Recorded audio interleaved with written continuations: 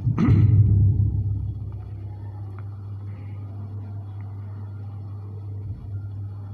حول ولا قوة إلا بالله العلي العظيم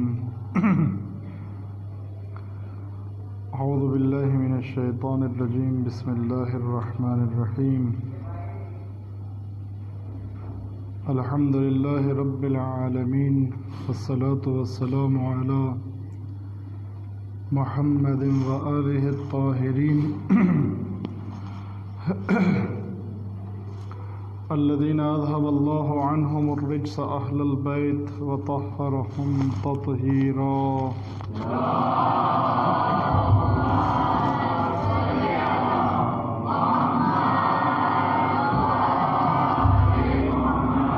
ولعنة الله على أعدائهم أجمعين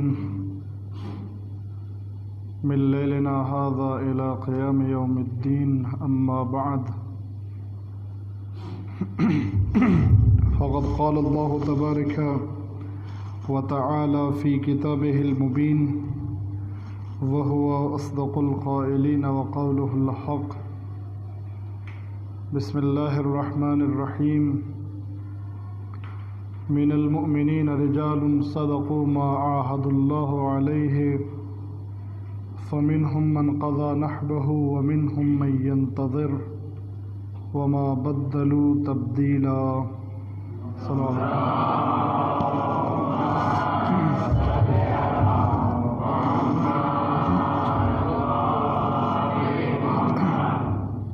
اعزائے محترم سامعین کرام، بزرگان قوم و ملت، نوجوانان عزیز،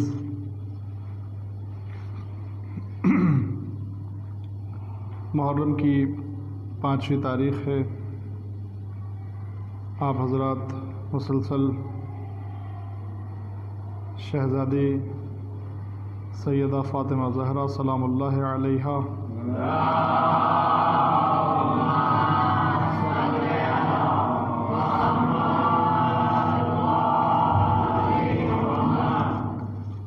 آپ کی خدمت میں پرسہ پیش کر رہے ہیں۔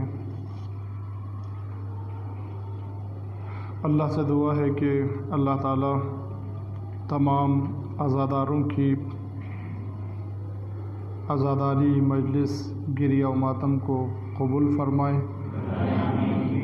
اور عزاداروں کی آنکھوں سے نکلے ہوئے مخلصانہ آنسوؤں کو امام زمانہ کے دل کے زخموں کا مرہم قرار دے۔ عزیزان محترم، مسلسل آپ حضرات کے درمیان امام حسین علیہ السلام کی شخصیت اور مقاصد کے عنوان سے گفتگو جاری ہے۔ ابھی تک میں نے مختلف اعتبار سے امام حسین علیہ السلام کی شخصیت آپ کی خدمت میں عرض کی، جس میں ہم نے امام حسین علیہ السلام کی اہمیت پیغمبر کی نظر میں، امام حسین علیہ السلام قرآن مجید کی آیتوں میں، امام حسین علیہ السلام کا مختصر طور پر ایک بچپن اور آپ کی شجاعت، یہ باتیں ابھی تک ذکر ہوئیں۔ امام حسین علیہ السلام کی شخصیت ہمارے موضوع کا ایک حصہ ہے، ایک رخ ہے۔ دوسرا حصہ آپ کے مقاصد ہیں۔ مقاصد امام کے خود ایک عظیم گفتگو اور بحث ہے، اور وقت بھی بہت زیادہ نہیں ہے، اس لیے جو وقت انشاءاللہ بچا ہے اس میں امام حسین علیہ السلام کے مقاصد کو آپ کی خدمت میں عرض کرنے کی کوشش کروں گا۔ ایک صلوات پڑھیں محمد وعلی محمد پر۔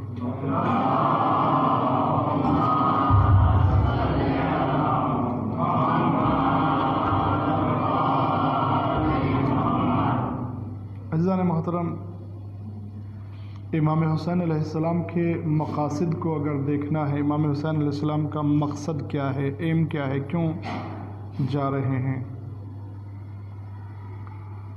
تو خود امام حسین علیہ السلام کی حدیثیں، خاص کر جب آپ مکے سے نکل رہے ہیں، مدینے سے نکل رہے ہیں، مدینے سے نکلتے وقت جو مختلف افراد سے آپ کی ملاقات ہوئی ہے، اس وقت جو باتیں آپ نے بیان کی ہیں، جو وصیتیں بیان فرمائی ہیں، یا راستے میں جو حالات پیش آئے ہیں، ان سے امام حسین علیہ السلام کا مقصد بہت اچھی طرح سے واضح ہو جاتا ہے کہ امام کیوں جا رہے ہیں۔ میں آپ کی خدمت میں امام حسین علیہ السلام کی وہ وصیت، اس کے چند جملے آپ کی خدمت میں پڑھنا چاہتا ہوں کہ جو آپ نے جناب محمد حنفیہ سے فرمائی ہے۔ محمد حنفیہ امام حسین علیہ السلام کے بھائی ہیں۔ حنفیہ کیوں کہا جاتا ہے؟ حنفیہ اس لیے کہا جاتا ہے کہ ان کو ان کی والدہ کی طرف منسوب کیا گیا ہے، یعنی عرب میں دستور تھا کہ کبھی کبھی بچے کا سرنیم جو ہے اس کے ماں کے قبیلے کے اعتبار سے رکھا جاتا تھا، لہذا محمد حنفیہ بھائی ہیں امام حسین علیہ السلام کے۔ جناب محمد حنفیہ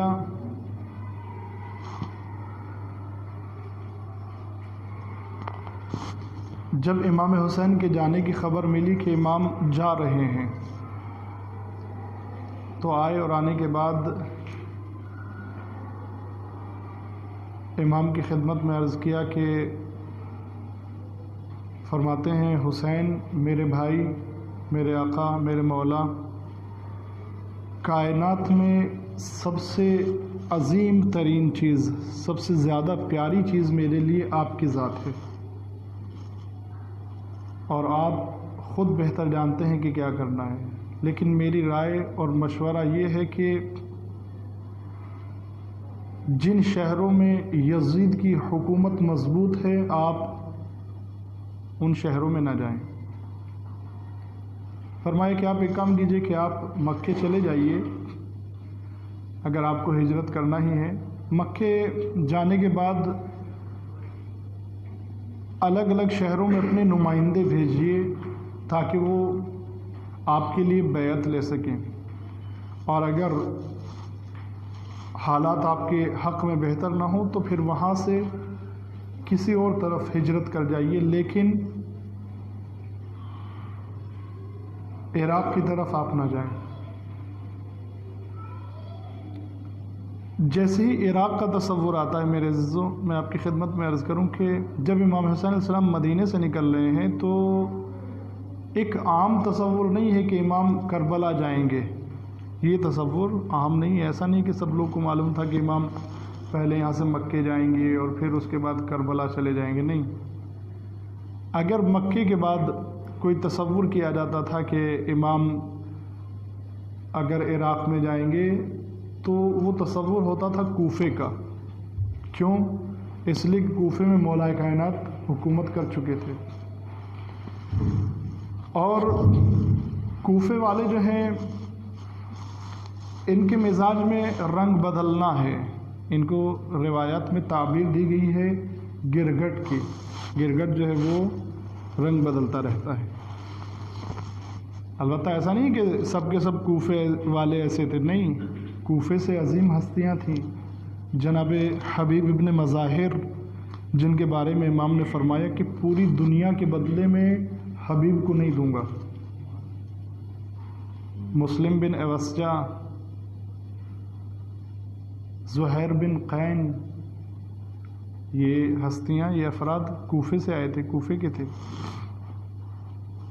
لیکن عام طور پر بعد میں جو ہے وہ قیام بھی دیکھیں، بعد میں جو انتقام لیا گیا یا تو سلمان بن سورد خزاعی، انہوں نے انتقام لیا ہے، ان کے قیام کو توابین کا قیام کہا گیا، یا ان کے بعد جناب مختار نے انتقام لیا ہے، تو یہ بھی کوفے سے ہوا۔ لیکن ایک عام جو تصور تھا کوفے کے بارے میں وہ یہ تھا، لہذا امام کے عراق جانے کا مطلب یہ سمجھا جاتا تھا کہ کوفہ، اور ہر کوئی جانتا تھا کہ کوفہ جو ہے وہ مناسب جگہ نہیں ہے، اسی لیے امام بھی جانتے تھے۔ امام نے جناب مسلم کو بھیجا ہے حالات کو دیکھنے کے لیے، حالات کا جائزہ لینے کے لیے، لیکن امام منع بھی نہیں کر سکتے ہیں۔ توجہ فرما رہے ہیں؟ مثلا کوئی کہے کہ نہیں پھر مسلم کو کیوں بھیج دیا، امام منع بھی تو نہیں کر سکتے ہیں۔ جب بار بار امام کو بلایا جا رہا ہے اور امام نہ جائیں یا کسی کو نہ بھیجیں، فرض کر لیتے ہیں کہ جناب مسلم کو نہ بھیجا ہوتا تو کام جو ہے جیسے چل رہا ہے ویسے چلتا، ابن زیاد کو آنے کی ضرورت نہ پڑتی، نعمان بن بشیر اپنا جو ہے حکومت کو چلاتے رہتے، بالکل ویسے چلتا رہتا کوفے کے حالات۔ لیکن کوفے والے پھر قیامت میں یہ کہہ سکتے تھے پروردگار ہم نے حسین کو بلایا تھا لیکن آئے نہیں، یہ ہو سکتا تھا کہ نہیں ہو سکتا تھا؟ ہم نے حسین کو بلایا لیکن حسین نہیں آئے، اس لیے بھیجنا بھی ضروری تھا۔ تو جناب محمد حنفیہ نے آپ کو نصیحت کی کہ فرزند رسول عراق کی طرف تو نہیں جائیے گا۔ امام نے بس ایک جملہ فرمایا میرے بھائی میری خیر خواہی کا شکریہ، میں جانتا ہوں تم میرے خیر خواہ ہو۔ محمد حنفیہ نابینا ہو گئے تھے، اس لیے جو ہے امام نے خود محمد حنفیہ کو اجازت دی کہ تم کو اجازت ہے کہ آپ مدینے میں رکیں اور مدینے کے حالات سے مجھے باخبر کرتے رہیں۔ ایسے جناب عبداللہ کو بھی آپ نے مدینے میں چھوڑا ہے۔ امام نے فرمایا میرے بھائی میری خیر خواہی کا شکریہ، لیکن میں ایک بات عرض کر دیتا ہوں۔ کہا مولا بتائیے وہ کیا ہے؟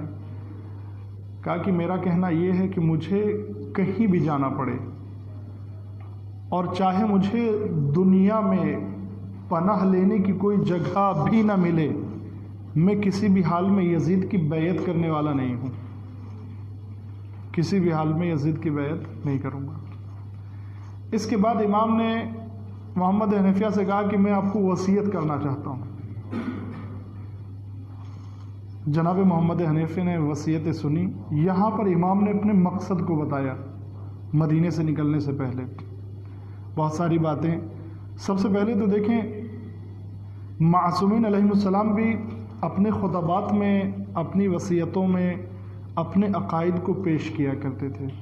فرماتے ہیں کہ میں گواہی دیتا ہوں کہ اللہ کے علاوہ کوئی معبود نہیں ہے۔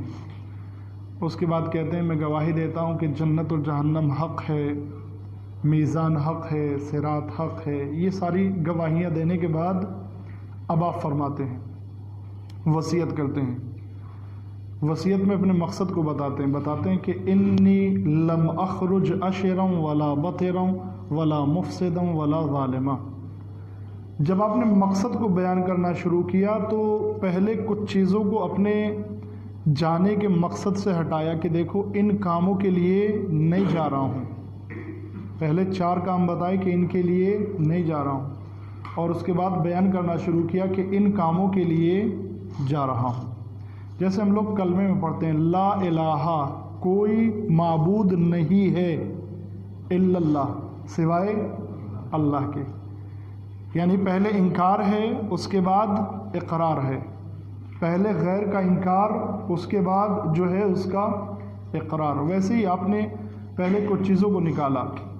اب عزیزان محترم امام نے پہلے ہی بہت کلیئر کر دیا کہ دیکھو میرے راستے میں یہ چیزیں نہیں ہیں، اگر کہیں بھی کسی بھی معاشرے میں یہ چیزیں پائی جاتی ہیں تو پھر وہ میرے راستے میں نہیں ہیں۔ کیا فرمایا؟ انی لم اخرج اشرا ولا بطرا، فرماتے کہ میں سیر اور تفریح کے لیے، یعنی یہ جو سفر ہے میرا، اس کا مقصد سیر و تفریح نہیں ہے، اس کا مقصد طغیان نہیں ہے، اس کا مقصد بغاوت نہیں ہے۔ ان دو چیزوں سے انکار کیا۔ اس کے بعد دوسری دو چیزیں، البتہ اس میں بھی ایک عجیب لطف ہے اگر آپ محسوس کر سکیں۔ یہ باریکیاں ہیں میرے عزیزو، یہ کوئی ایسی بات تو نہیں کہ جس میں آپ کو لطف آ جائے یا مزہ آ جائے یا آپ محظوظ ہو جائیں، نہیں وہ بات نہیں ہے، لیکن میں آپ کی خدمت میں عرض کر دوں کہ اس میں باریکی کیا ہے۔ امام نے کہا لم اخرج اشرا ولا بطرا، سیر و تفریح کے لیے تو نہیں جا رہا ہوں، اتنا عظیم قدم اٹھا رہا ہوں، گھر والوں کو لے کر جا رہا ہوں، یہاں پر صغرا کو اور گھر کو اور ایک دو خاتون کو تنہا چھوڑ کر جا رہا ہوں، تو ایسے ہی تو نہیں ہے، اگر سیر و تفریح کے لیے جانا ہو تو ان کو بھی لے کر چلے جائیں، اس لیے یہ نکال دیا کہ اس لیے تو نہیں جا رہا ہوں۔ ولا بطرن، بغاوت بھی نہیں کر رہا ہوں، میں بغاوت کے لیے بھی نہیں نکل رہا ہوں۔ بغاوت کسے کہتے ہیں میرے عزیزو؟ اگر اچھے بادشاہ کے، لائق بادشاہ کے حکومت کے خلاف اگر کوئی کھڑا ہو تو اسے بغاوت کہا جاتا ہے۔ توجہ فرمائیں، اگر کوئی انسان بری حکومت کے خلاف قیام کرے تو اسے قیام یا انقلاب کہا جاتا ہے۔ اگر کوئی بری حکومت کے خلاف قیام کرے تو اس کو قیام یا انقلاب کہتے ہیں، لیکن اگر اچھی حکومت کے خلاف کوئی کھڑا ہو تو اس کو بغاوت کہا جاتا ہے۔ امام نے کہا کہ بغاوت کے لیے نہیں جا رہا ہوں، یعنی ابھی سے پہچان لو کہ حکومت کے تخت پر جو بیٹھا ہے، جو جانشین رسول بنا بیٹھا ہے، یہ اچھا انسان نہیں ہے۔ یہ نہیں سمجھنا کہ ایک اچھی حکومت تھی، میں نے اس کے خلاف بغاوت کی ہے۔ اور میرے عزیزو، امام جانتے تھے یہ ہوا کوفے میں اور شام میں لوگوں کو یہ کہہ کر بھیجا گیا کہ ایک خارجی نے بغاوت کی ہے، اس کے خلاف جنگ پر جانا ہے۔ جب اسیروں کے قافلے کو کوفے اور شام میں لایا گیا تو یہی بتا کر لایا جاتا تھا، کچھ خارجیوں نے، کچھ باغیوں نے یزید کے خلاف خروج کیا تھا، یزید کے خلاف جنگ کی تھی، ان کے گھر والوں کو قیدی بنا کر لایا جا رہا ہے۔ لیکن امام نے پہلے ہی کہہ دیا کہ میں بغاوت کے لیے نہیں جا رہا ہوں، یعنی میرا قیام بغاوت نہیں ہے، میرا قیام حق ہے۔ اس کے بعد فرماتے ہیں ولا مفسدا ولا ظالما، نہ ہی فساد پھیلانے کے لیے جا رہا ہوں اور نہ ہی کسی پر ظلم کرنے کے لیے جا رہا ہوں۔ فساد یعنی کیا؟ فساد یعنی فتنہ، یعنی جھگڑا، یعنی لڑائی، یعنی نظام کو درہم برہم کرنا، نظام کو ختم کر دینا، یہ فساد ہے میرے عزیزو۔ امام نے نکال دیا کہ دیکھو میرے راستے میں فساد نہیں ہے، اگر کوئی انسان فساد کرے تو وہ میرے راستے میں نہیں آ سکتا ہے، وہ میرے راستے پر چلنے والا شمار نہیں ہوگا۔ اگر حسینی بننا ہے تو پہلے بغاوت اور فساد کو ختم کرنا ہوگا، یہ میرے راستے کی چیزیں نہیں ہیں۔ ولا ظالمہ، اور ظلم کرنے بھی نہیں جا رہا ہوں۔ اگر کوئی کسی پر ذرہ برابر بھی ظلم کرتا ہے تو وہ حسینی راستے سے الگ جا رہا ہے۔ امام نے پہلے انکار کر دیا کہ یہ تو میرے راستے کی چیزیں نہیں ہیں، میں تو ان کے خلاف جا رہا ہوں، ظلم کے خلاف جا رہا ہوں، میں فساد کے خلاف جا رہا ہوں۔ اس کے بعد فرماتے ہیں، اب یہاں سے بیان کرنا شروع کیا کہ میں جا کس لیے رہا ہوں۔ فرماتے ہیں انما خرجت لطلب الاصلاح فی امت جدی، میں جا رہا ہوں کیوں؟ اپنے نانا کی امت کی اصلاح کرنے کے لیے جا رہا ہوں۔ یہ ایک مقصد ہے۔ دوسرا مقصد اريد ان آمر بالمعروف، پہلا مقصد امت کی اصلاح، دوسرا مقصد نیکیوں کی دعوت دینا، تیسرا مقصد برائیوں سے روکنا، وانہا عن المنکر، برائیوں سے روکنا، چوتھا مقصد وَأُسِيرَ بِسِيرَةِ جدی، रसूलुल्लाह सल्लल्लाहु अलैहि वसल्लम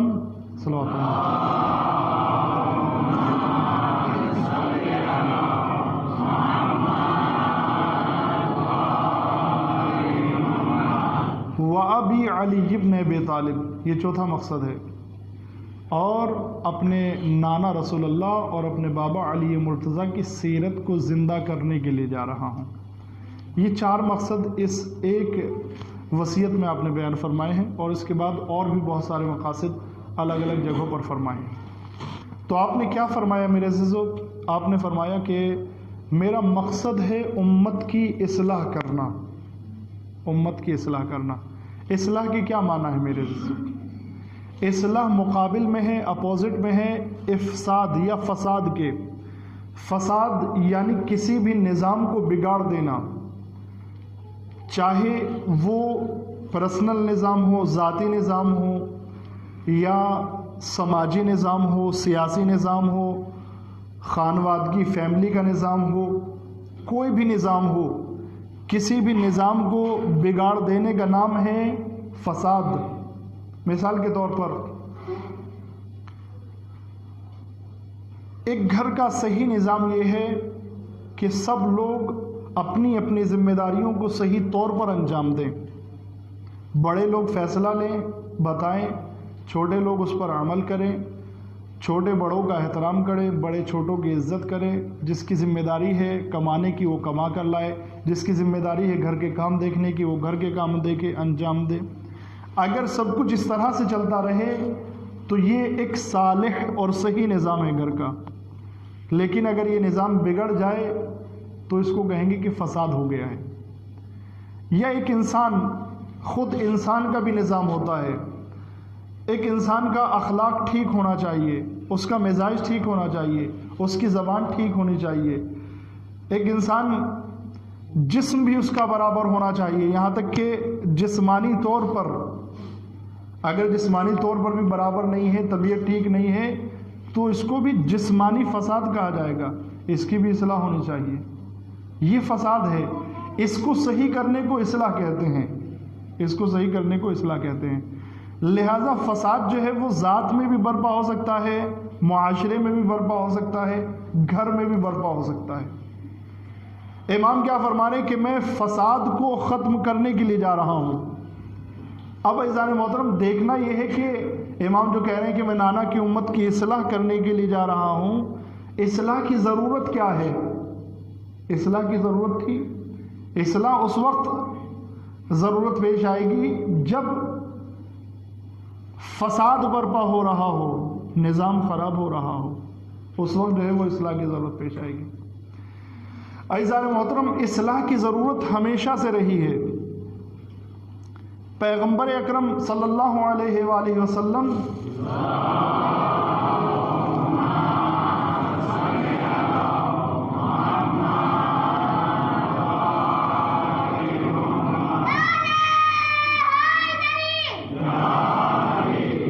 जब आपने नबूवत का ऐलान किया और जिस माशरे में आप आए, वो माशरा बिल्कुल फासिद था।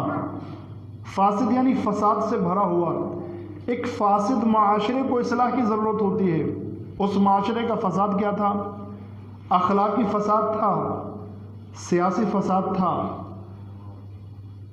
इक़्तिसादी यानी फाइनेंस में भी उनके फसाद था, हर तरह से फसाद था। यानी आप ये समझ लीजिए कि मुआशरे में इतनी जहालत और नादानी और कटहुज्जती और हरदर्मी थी कि पैगंबर अकरम के इस्लाम के ऐलान करने से पहले के ज़माने को ज़माने जाहिलियत कहा जाता है। ज़माने जाहिलियत कहा जाता है। इस कदर जो है वो नादानी, अलबत्ता इसका भी एक मतलब है कि ज़माने जाहिलियत क्यों कहा जाता है। यानी वो लोग ऐसा नहीं था, पढ़े लिखे तो नहीं थे, लेकिन बिल्कुल बेवकूफ़ रहे हों ऐसा भी नहीं था, बिल्कुल बेवकूफ़ रहे हों ऐसा भी नहीं था, लेकिन था जाहिलियत का ज़माना। उनकी होशियारी और अक्लमंदी क्या थी? जानवर के पैरों के निशान को देखकर बता देते थे कि ये कौन से शहर का जानवर है।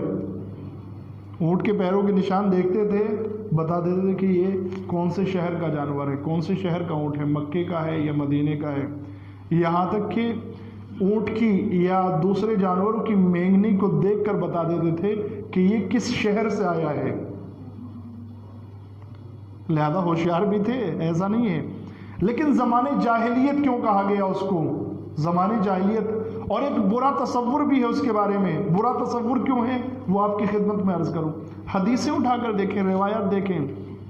حدیث آپ کی خدمت میں ایسی حدیث پیش کرتا ہوں کہ جو ہمارے یہاں پر بھی ہے اور اہل سنت کے یہاں پر بھی ہے، یعنی ہم نے بھی شیعہ کتابوں میں بھی ہے اور اہل سنت کتابوں میں بھی اتنی زیادہ لکھی گئی ہے کہ کوئی بھی اہل سنت راوی اس کے ضعیف ہونے کے بارے میں نہیں کہہ سکتا ہے۔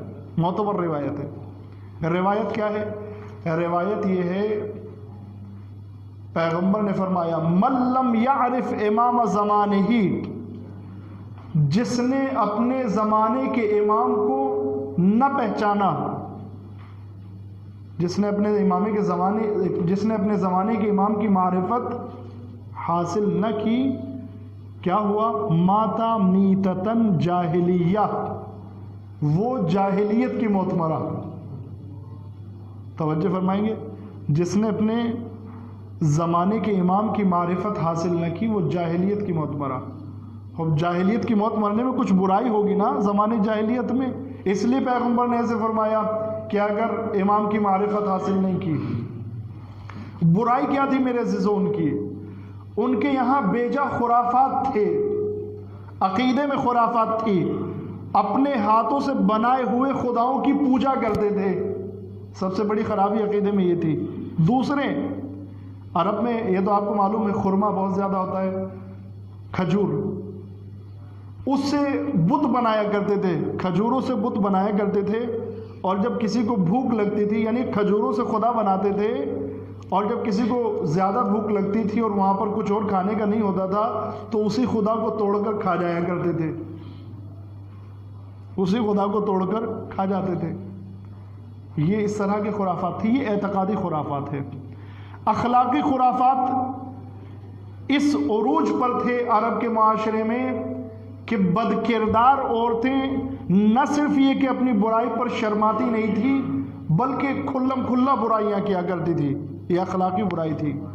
آپ نے سنا ہوگا شادیوں کا کیا رواج تھا پیغمبر اسلام کے زمانے میں یا پیغمبر سے پہلے کے زمانے میں؟ شادیوں کا رواج یہ تھا، کوئی بھی طاقتور قبیلہ کسی بھی کمزور قبیلے کی لڑکی کو زبردستی اٹھا کر لے آتا تھا اور بس شادی ہو گئی، ختم، اور اس پر فخر کیا جاتا تھا۔ یہ اخلاقی برائی تھی میرے عزیزو۔ سماجی برائی، بہت ساری لڑکیوں کو زندہ دفن کر دیا جاتا تھا، زندہ دفن کر دیا جاتا تھا، قبر میں زندہ اتار دیا جاتا تھا۔ یہ سماجی برائی تھی میرے عزیزو۔ اور اس کے علاوہ کیا کیا خرافات تھے عقیدے میں، عمل میں، بہت زیادہ۔ لہذا اصلاح کی ضرورت تھی۔ پیغمبر نے اصلاح کی۔ کیسے اصلاح کی؟ پیغمبر نے جب پہلا پیغام پہنچایا تو پہلا پیغام ہی یہ تھا، قولوا لا الہ الا اللہ تفلحوا، لوگوں لا الہ الا اللہ کہو کامیاب ہو جاؤ گے۔ پہلا پیغام، یعنی وہ جو بت بنانے کا سسٹم تھا سب سے پہلا پیغام اس کے خلاف۔ دوسرے میرے عزیزو، بد کرداری کی مخالفت کی کردار کے ذریعے سے۔ کیسے کردار کے ذریعے؟ کیسا کردار پیغمبر نے پیش کیا اصلاح کے لیے میرے عزیزو؟ کیسا کردار پیغمبر نے؟ 40 سال پیغمبر نے رسالت کا اعلان نہیں کیا، 40 سال تک رسالت کا اعلان نہیں کیا، لیکن اسی 40 سال کے عرصے میں پیغمبر نے وہ کردار پیش کیا کہ پیغمبر کو کوئی محمد کہہ کر نہیں بلاتا تھا، امین کہہ کر بلاتے تھے، صادق کہہ کر بلاتے تھے۔ امین یعنی امانت کی حفاظت کرنے والا، اور صادق یعنی سچا، یہ کہہ کر بلایا جاتا تھا پیغمبر کو۔ یہاں تک کہ واقعہ حضرات کا سنا ہوا ہے، جب پیغمبر نے اعلان رسالت کرنا چاہا، پہلا پیغام سنانا چاہا تو ڈائریکٹ پیغام نہیں سنایا ہے۔ پہلے پیغمبر نے فرمایا، لوگوں اگر میں یہ کہوں کہ جس پہاڑی پر میں کھڑا ہوں اس کے پیچھے ایک لشکر ہے جو تم پر حملہ کرنے کے لیے آ رہا ہے تو تم کیا کرو گے؟ کفار و مشرکین نے کہا کہ امین صادق، ہم جائیں گے، جانے کے بعد جنگ کی تیاریاں کریں گے۔ کہا اگر تم جنگ کی تیاریاں کر کے آ گئے اور اس کے بعد اس پہاڑ کے پیچھے گئے، وہاں پر لشکر تم کو نہیں دکھا، توجہ فرمائے میرے عزیزو، ابھی کوئی مسلمان نہیں ہے جو پیغمبر کی اطاعت کرتا ہو، ابھی پیغمبر نے اعلان نہیں کیا رسالت کا، اس کے بعد کرنے والے ہیں۔ کہا اگر تم کو پہاڑی کے پیچھے لشکر نہیں دکھا تو کیا کرو گے؟ لوگوں نے کہا کہ اگر ہم کو لشکر نہیں دکھا تو ہم سمجھیں گے کہ ہم اندھے ہو گئے ہیں۔ توجہ فرمائیں، ہم یہ سمجھیں گے کہ ہم اندھے ہو گئے، لیکن آپ کی صداقت پر شک نہیں کر سکتے ہیں، یہ نہیں سوچ سکتے کہ آپ نے جھوٹ بولا ہے، ہم سوچیں گے کہ ہم لوگ اندھے ہو گئے۔ یعنی عزیزان محترم، پیغمبر نے ایسا کردار کفار اور مشرکین کے درمیان پیش کیا ہے، یہ صداقت کی مثال ہے۔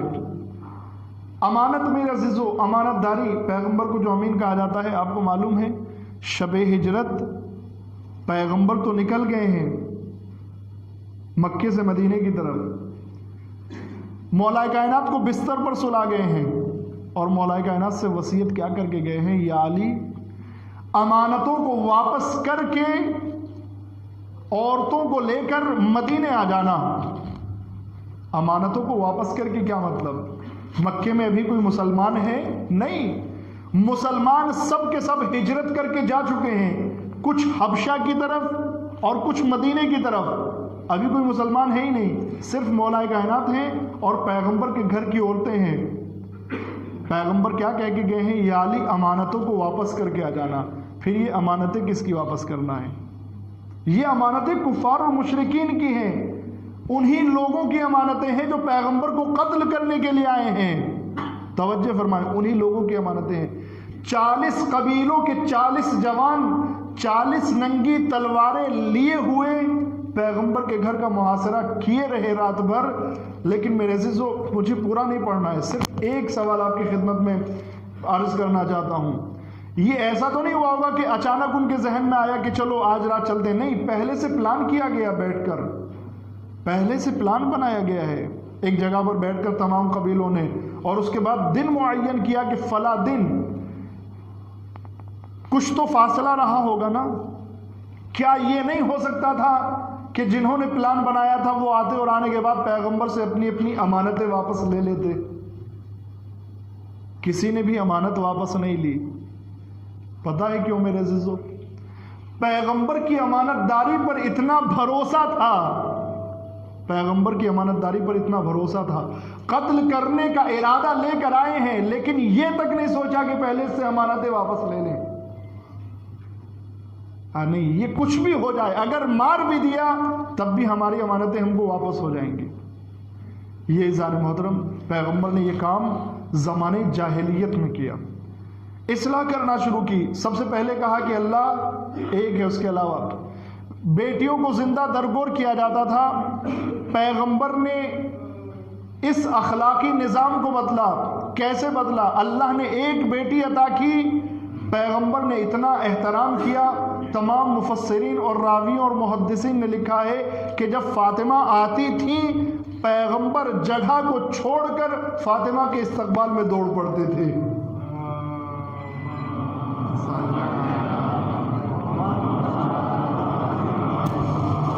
توجہ فرمائے میرے عزیزو، روایت صرف یہ نہیں کہ احترام میں کھڑے ہو جاتے تھے، نہیں، یہ روایت نہیں ہے۔ روایت یہ ہے کہ کھڑے ہو کر فاطمہ کی طرف دوڑ پڑتے تھے، فاطمہ کی طرف دوڑ پڑتے تھے۔ عزیزان محترم، اگر پیغمبر کسی کے احترام کے لیے کھڑا ہو جائے، اس کا مطلب یہ ہے کہ صرف پیغمبر نہیں کھڑے ہیں، بلکہ پوری کائنات احترام کے لیے کھڑی ہے، پوری کائنات احترام کے لیے کھڑی ہے، اس لیے کہ اس کے صدقے میں پوری کائنات خلق ہوئی ہے۔ لہٰذا اس نظام کو بدلا۔ تو پیغمبر نظام کو بدلتے گئے، اصلاح کرتے چلے گئے، لیکن پیغمبر کی آنکھیں بند ہوئیں اور پھر سے فساد ہوا۔ اس کی دلیل آپ کی خدمت میں پیش کرتا ہوں۔ فساد کی دلیل کیا ہے؟ کیسے فساد ہوا؟ درمیان میں 3 خلافتوں کے بعد جب ظاہری طور پر چوتھی خلافت مولا کائنات کو ملی ہے اور مولا کائنات نے اپنی خلافت کے زمانے میں پہلی نماز پڑھائی تو اصحاب نے کیا کہا؟ یا علی آج تو رسول اللہ والی نماز یاد آ گئی ہے. توجہ فرما رہے ہیں؟ رسول اللہ والی نماز یاد آ گئی ہے. یعنی ابھی تک کیا ہو رہا تھا؟ اس طریقے پر نماز نہیں ہو رہی تھی جس طریقے پر رسول اللہ پڑھاتے تھے. تو پھر اصلاح کی ضرورت تھی یا نہیں تھی؟ اصلاح کی ضرورت تھی کہ نہیں تھی؟ تھی میرے عزیزو. مولا کائنات کے زمانے میں بھی تھی. یہاں تک کہ مولا کائنات فرماتے ہیں کہ خلافت میرے گلے کی ہڈی بن گئی ہے، ایسی ہڈی بن گئی ہے کہ اس کو نہ نگل سکتا ہوں نہ اگل سکتا ہوں. یعنی بہت سخت مسئلہ تھا، اس لیے کہ دین کو اتنا برباد کر دیا گیا تھا، دین میں اتنی خرافات آ گئی تھی. پیغمبر اور مولا کائنات کے زمانے کے درمیان میں اتنی خرافات آ گئی تھی. مولا کائنات خلافت پر بیٹھنے کے بعد فرماتے ہیں کہ سنت کی مثال بدعتوں کے درمیان ایسے ہے جیسے آٹے میں نمک. توجہ فرمائیں، مولا کائنات فرماتے ہیں سنت کی مثال بدعتوں میں ایسے ہے جیسے آٹے میں نمک. یعنی آٹے کے برابر بدعتیں اور نمک کے برابر سنتیں. مولا کائنات فرماتے ہیں کہ ان کو الگ کرنا آسان نہیں ہے. نمک کو آٹے میں ملانے کے بعد نمک کو جدا کرنا آسان ہے؟ نہیں. مولا کائنات فرماتے ہیں کہ نہیں، ان کو جدا کرنا آسان نہیں ہے، معاملہ بہت زیادہ گڑبڑ ہو گیا ہے. اب عزیزان محترم میں آج آپ کی خدمت میں اپنے جوانوں کی خدمت میں عرض کر رہا ہوں، ہوشیار رہیں، بیدار رہیں، جاگتے رہیں، بہت بصیرت اور ہوشیاری سے کام لیں. جب مولا کائنات، جب پیغمبر کی وفات اور مولا کائنات کے تخت خلافت پر بیٹھنے کے درمیان میں جو کہ صرف ایک 22 سے 23 سال کا زمانہ ہے، بدعتیں اتنی زیادہ آ گئی ہیں، خرافات اتنی زیادہ آ گئی ہیں کہ مولا کائنات جیسی ذات یہ کہہ رہی ہے کہ سنت آٹے میں نمک کی طرح نظر آ رہی ہے. آج تو 1400 سال کا فاصلہ ہو گیا ہے، 1400 سال کا فاصلہ ہو گیا میرے سے. کتنی بدعتیں ہمارے درمیان ہو سکتی ہیں، کتنی خرافات ہمارے درمیان ہو سکتی ہیں. لہذا میرے عزیزو اصلی دین کو تلاش کرنے کی کوشش کریں. یہاں پر آپ کی خدمت میں ایک بات عرض کر دوں اپنے جوانوں کے لیے. جب امام زمانہ عجل اللہ تعالی فرجہ الشریف ظہور فرمائیں گے،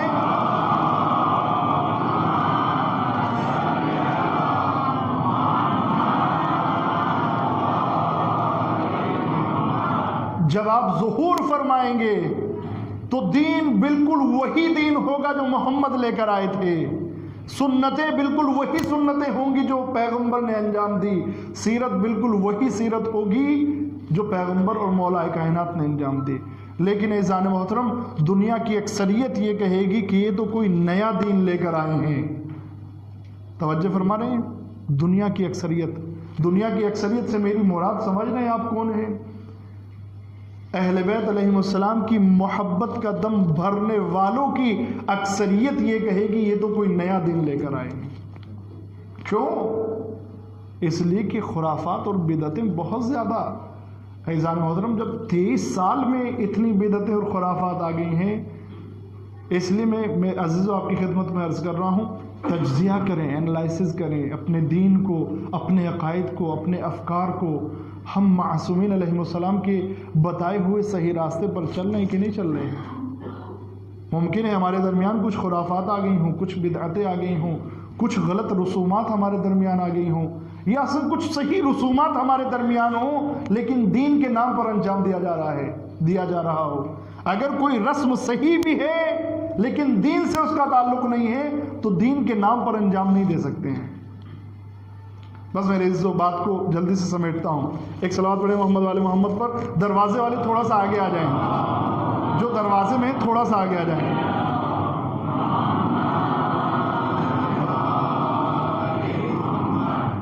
اعزان محترم مولا کائنات کے زمانے میں یہ حال ہے.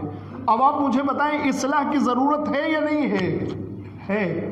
لیکن میرے عزیزو مولا کائنات 4.5 سال حکومت کی، ساری اصلاحات ہو گئی؟ نہیں ہوئی. کیوں؟ اس لیے کہ لوگ آمادہ نہیں تھے، وقت زیادہ نہیں تھا. اتنا نہ وقت تھا اور نہ لوگ آمادہ تھے. ممکن ہے آپ میں سے کوئی کہے جناب آپ یہ کیا کر رہے ہیں، مولا کائنات جو ہے وہ اصلاحات نہیں کر پائے. نہیں، اصل مولا کائنات کا مسئلہ نہیں ہے، لوگوں نے قبول نہیں کیا، لوگوں نے قبول نہیں کیا. اگر اصلاحات ہو گئی ہوتی اور معاشرہ سدھر گیا ہوتا تو پھر مولا کائنات کی شہادت کیسے واقع ہوتی؟ مولا کائنات شہید ہو سکتے تھے اگر معاشرہ سدھر گیا ہوتا. اصل اسلامی معاشرہ اگر سدھر جاتا، صرف اسلامی معاشرہ، باقی کسی اور معاشرے کی بات نہیں کر رہا ہوں، اگر اسلامی معاشرہ بھی سدھر گیا ہوتا تو اس طریقے سے مولا کائنات کی شہادت واقع نہیں ہوتی. کس نے شہید کیا مولا کائنات کو؟ الگ سے کچھ لوگ آئے تھے، جنات آئے تھے، شیاطین آئے تھے؟ نہیں، یہ وہ لوگ ہیں جنہوں نے مولا کائنات کو شہید کیا ہے جو جنگ صفین میں مولا کائنات کے ساتھ تھے، جنگ صفین میں مولا کائنات کے ساتھ تھے. دھوکہ کیسے کھایا؟ جب معاویہ کی طرف سے عمرو عاص کے کہنے پر ان کے لشکر کی طرف سے قرآن کو نیزوں پر بلند کیا گیا، قرآن کی کچھ آیتوں کو نیزوں پر بلند کیا گیا، کچھ سوروں کو نیزوں پر بلند کیا گیا، تو انہی لوگوں نے مولا کائنات سے کہا یا علی جنگ روک لیجئے، ہم قرآن سے جنگ نہیں کریں گے، ہم قرآن سے جنگ نہیں کریں گے. میرے عزیزو، یہ دشمن کا حربہ ہے، دشمن کا حربہ ہے. کبھی قرآن کے نام پر بہکائے گا، کبھی معصومین کے نام پر بہکائے گا، کبھی اللہ کے نام پر بہکائے گا، دینی مقدسات کے نام پر جوانوں کے جذبات کا غلط استعمال کرے گا. اس لیے کہ مجھے اور آپ کو چوری کے نام پر تو نہیں بہکایا جا سکتا نا، ہم کو جو ہے جھوٹ کے نام پر تو نہیں بہکایا جا سکتا نا. دینی مقدسات کے ذریعے سے ہمارے جذبات کو پامال کے، ہمارے جذبات سے غلط فائدہ اٹھایا جائے گا. لہذا وہاں قرآن بلند ہوا. یہ لوگ یا تو دنیا کے لالچ میں، جیسے محمد بن اشعث، یہ دنیا کے لالچ میں، محمد بن اشعث مولا کائنات کے لشکر میں تھا، 5000 سپاہی لے کر آیا تھا، لیکن معاویہ کی طرف سے تھیلیاں ملی تو پیچھے ہٹ گیا. اور یہ جو شمر ابن ملجم وغیرہ یہ جو افراد تھے، یہ خشک تقدس کی بنا پر، یعنی دین تھا لیکن دین کی سمجھ نہیں تھی.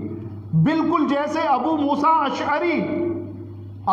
اشعری مسجد میں بیٹھنے والا انسان، لمبی داڑھی والا انسان، ہر وقت تسبیح پڑھنے والا انسان، لیکن اس کی حماقت نے علی کو کھو دیا. ابو موسیٰ اشعری کی حماقت نے علی کو کھو دیا. کیوں؟ اس لیے کہ اس کے پاس دین تو تھا لیکن روکھا دین تھا، دین میں بصیرت نہیں تھی، بیداری نہیں تھی، لہذا ہمارے ہاتھ کے ہاتھوں جو ہے وہ چڑھ گیا. اب عزیزان محترم، ہوا کیا؟ یہ کون لوگ تھے جو مولا کائنات کو قتل کرنے کے لیے آئے تھے؟ یہ وہی لوگ تھے صفین میں مولا کائنات نے کہا کہ جاؤ جنگ کرو. انہوں نے کہا یا علی قرآن سے جنگ نہیں کریں گے. مولا کائنات نے ایک عظیم جملہ وہاں پر کہا، وہاں پر مولا کائنات نے یہ جملہ کہا، وہ جو نیزوں پر بلند ہے وہ قرآن نہیں ہے. توجہ فرمائے میرے عزیزو، جبکہ وہ قرآن کی آیتیں تھیں، وہ سورے لکھے ہوئے تھے جو انہوں نے چمڑوں پر لکھ کر اٹھایا ہوا تھا، قرآن مجید کی آیتیں تھی، لیکن مولا کائنات نے کیا کہا؟ مولا کائنات نے کہا کہ وہ قرآن نہیں ہے. کیوں کہا میرے عزیزو یہ کہ وہ قرآن نہیں ہے؟ اس لیے کہ عزیزان محترم، جو نوشتہ، جو لکھی ہوئی تحریر ہدایت کے راستے میں کام آئے وہ قرآن ہے، جو ہدایت کرے وہ قرآن ہے، جو لوگوں کو امامت کے خلاف بھڑکائے وہ قرآن نہیں ہے.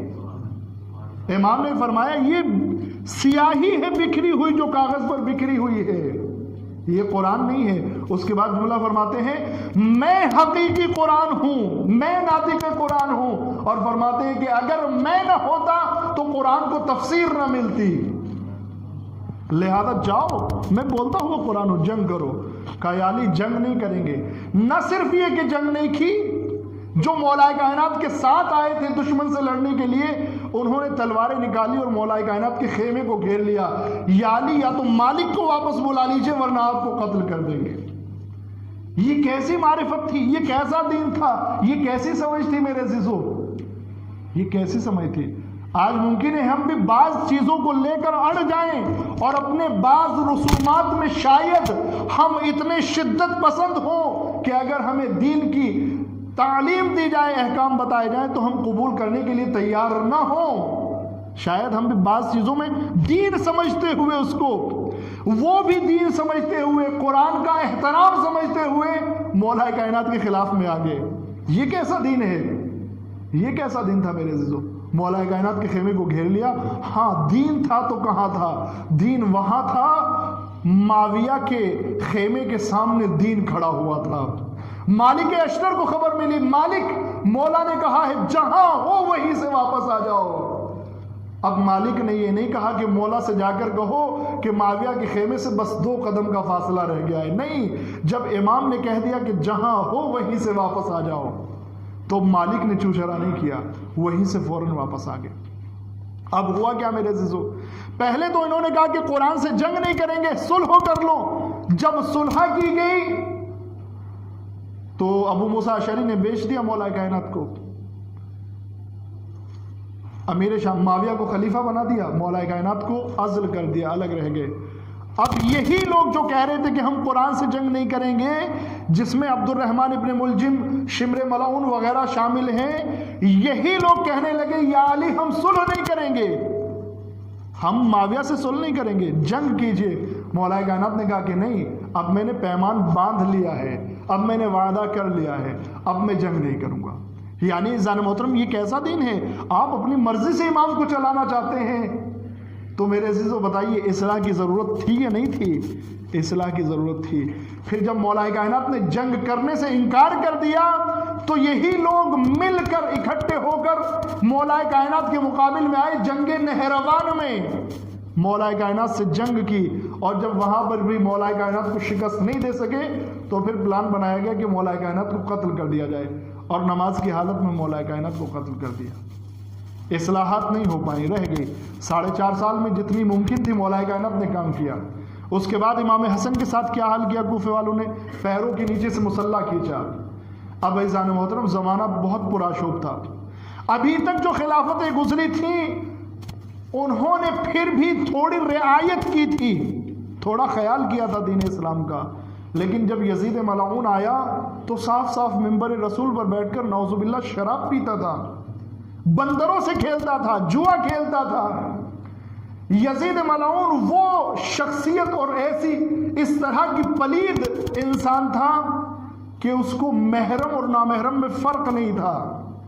تو میرے عزیزو یہاں پر صرف اسلام کے اقدار نہیں بلکہ انسانیت کے اقدار پامال ہو رہے تھے۔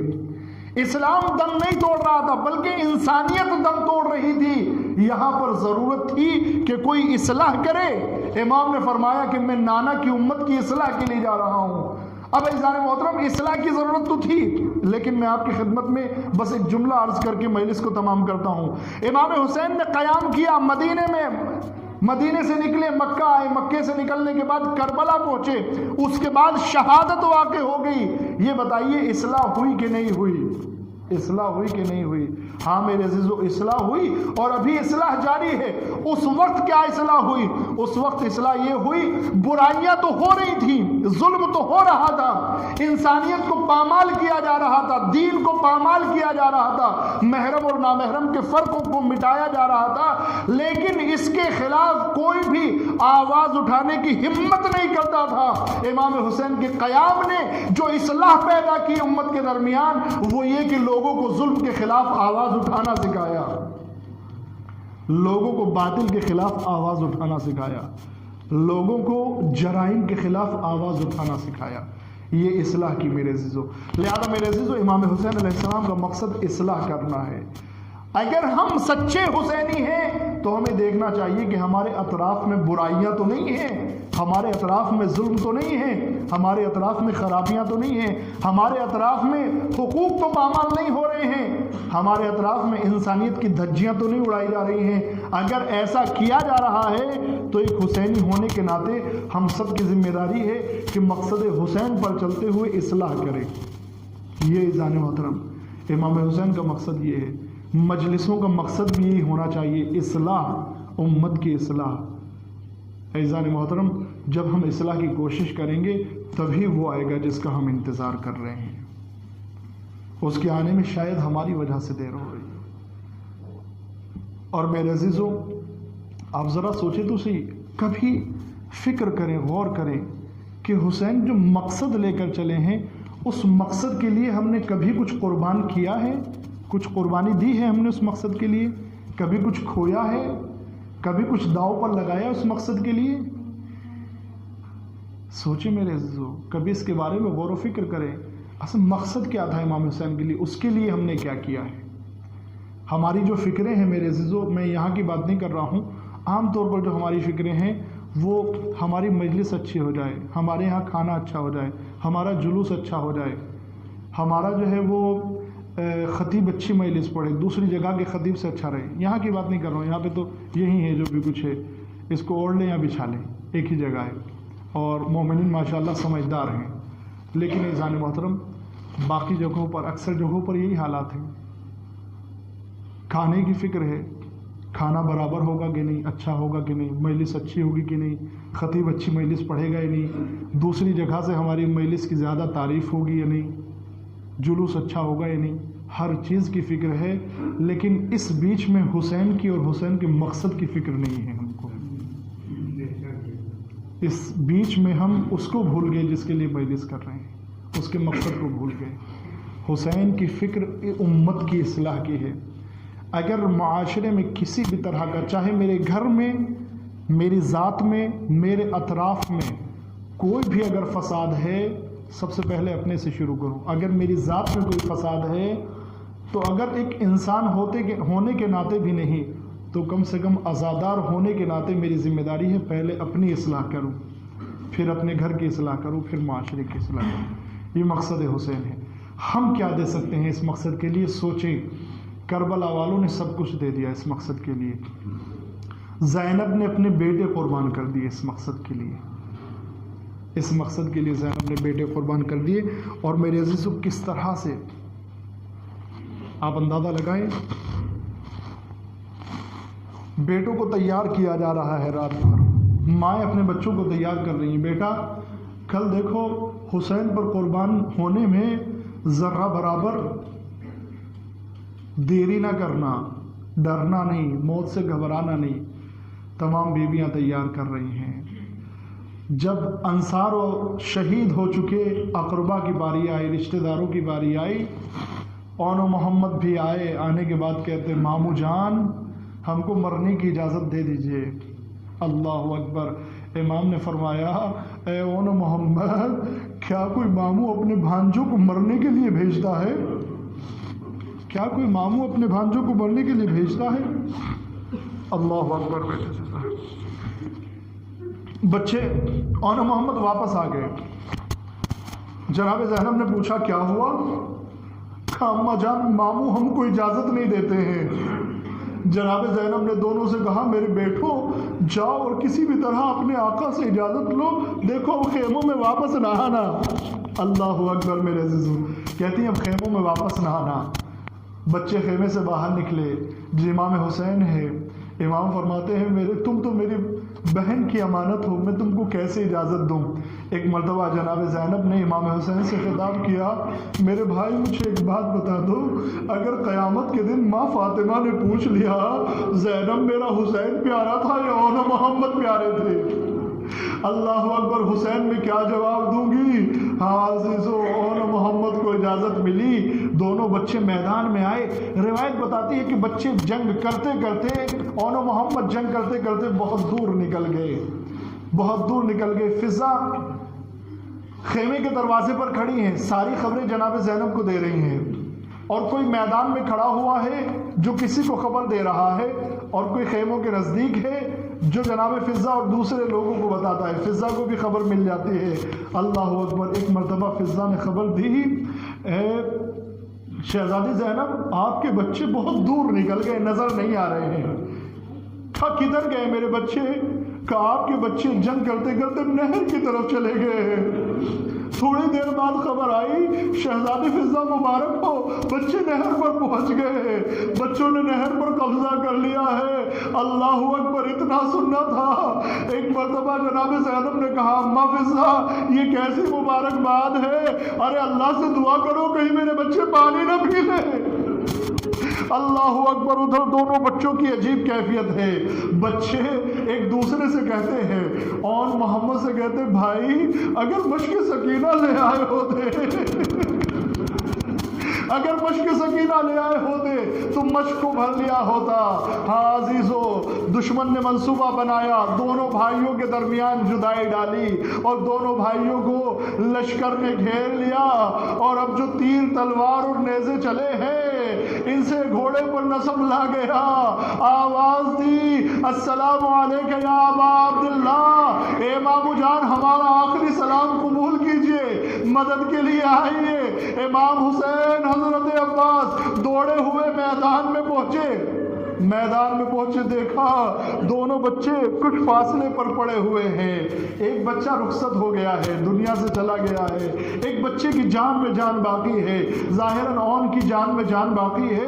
ایک مرتبہ جب امام قریب آئے، کیا دیکھا اون و محمد شاید کچھ کہنا چاہتے ہیں، اون کچھ کہنا چاہتے ہیں، اون نے اشارہ کیا، امام کان قریب لے کر آئے، اور قریب لانے کے بعد امام نے سنا اون کہہ رہے تھے آقا اگر میں خیموں تک زندہ نہ پہنچا تو اماں جان سے کہہ دیجیے گا اے زینب تیرے بچے دریا پر گئے تو تھے لیکن پانی نہیں پیا تھا۔ امام جان اماں کو بتانا ہم نہر پر آئے تھے لیکن پانی نہیں پیا تھا۔ اللہ اکبر میرے عزیز و حسین و عباس نے بچوں کو اٹھایا، خیموں کی طرف لے کر آئے۔ جب بھی کوئی لاشا آتا تھا نا میرے عزیزوں، ابھی بھی اون کی جان میں جان، بعض روایت میں کہ خیموں تک آنے کے بعد بھی اون کی جان میں جان باقی ہے۔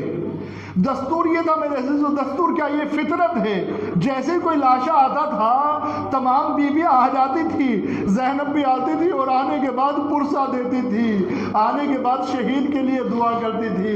لیکن میرے عزیزو جب اون و محمد آئے، حسین نے دیکھا بیویاں تو آئی ہیں لیکن زینب نہیں ہے۔ اماں فضہ زینب کہاں ہے؟ کہا زینب خیمے میں ہے۔ خیمے میں کیا دیکھا؟ زینب سجدے پروردگار میں پڑی ہوئی ہے، فرما رہی ہے ربنا تقبل منی القلیل، اے پروردگار اس چھوٹی سی قربانی کو قبول کر لے، اور اس کے بعد فرما رہی ہے شکرن شکرا، اے پروردگار تیرا شکر ہے۔ عزیز و زینب کو حسین لے کر آئے، زینب آئی، روایت کہتی ہے کہ اون کی جان میں جان باقی ہے۔ ایک مرتبہ اماں کی طرف اشارہ کیا، اماں کچھ کہنا چاہتا ہوں۔ زینب قریب آئی اور نے کہا حل وفیت حق امی، اے اماں جان کیا میں نے آپ کا وعدہ وفا کر دیا ہے؟ آپ سے جو وعدہ کیا تھا وہ پورا ہو گیا؟ زینب نے کہا ہاں میرے بیٹو وعدہ وفا ہو گیا ہے۔ اللہ اکبر میرے عزیزو، کیا شجاعت ہے، گریہ نہیں کیا زینب نے میرے عزیزو، بیٹوں کے لاشیں آئے گریہ نہیں کیا۔ بس میرے عزیزو ایک دو جملے اور گفتگو تمام۔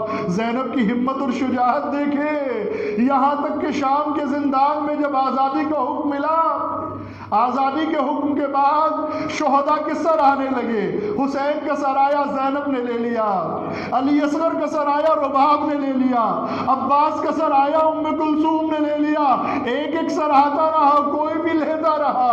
لیکن جب سر لانے والے دو سروں کو لائے، کوئی لینے کے لیے نہ آیا، دروازے پر رکھ دیا۔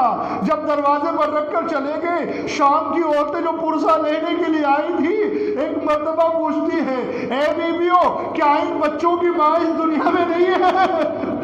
اللہ اکبر، اتنا سنا زینب نے کہا ارے ان کی ماں تو موجود ہے، لیکن یہ بتاؤ بھیا حسین کا ماتم کروں، عباس کا ماتم کروں، علی اکبر کا ماتم کروں یا محمد کا ماتم کروں؟ ہاں عزیزو وہ بھی وقت آیا، زینب مدینہ آئی، گھر پر پہنچی،